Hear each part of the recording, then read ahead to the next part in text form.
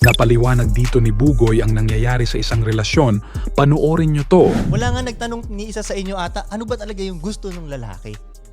Meron bang ni-research nyo ba yan? Inalam nyo ba yan? Ayun, kaya kailangan communication. Yun talaga. Exactly. Ayun, pero pag sinabi naman namin, kaya rin hindi namin. nagko-communicate yung lalaki sa totoo lang Pag sinabi kasi talaga namin yung gusto namin, nakikita namin na hurt kayo.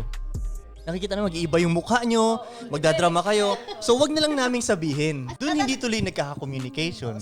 Dapat kasi pag guys, may proper way of saying it dun sa partner nyo. Yung may lambing man lang. Exactly. Yes, there's a Wait. proper art. Nagigets ko yun. Kasi, ganyan kayo makipag-communicate, babae to babae. May lambing. Nakakalimutan nyo na ang mga lalaki, hindi kami marunong yan. Kasi pag kaming mga lalaki nagko-communicate, straight to the point. Dong, hindi ko gusto tong ginagawa mo, Dong. Tigil mo yan. Yun lang yun, ganun. Kaya, wag nyo... ito rin naisip ko rin Ewan ko lang Sa side naman natin lalaki, nakakalimutan din ata natin na hindi nga sila ganun magsalita Exactly. So, Kaya minsan, yung miscommunication.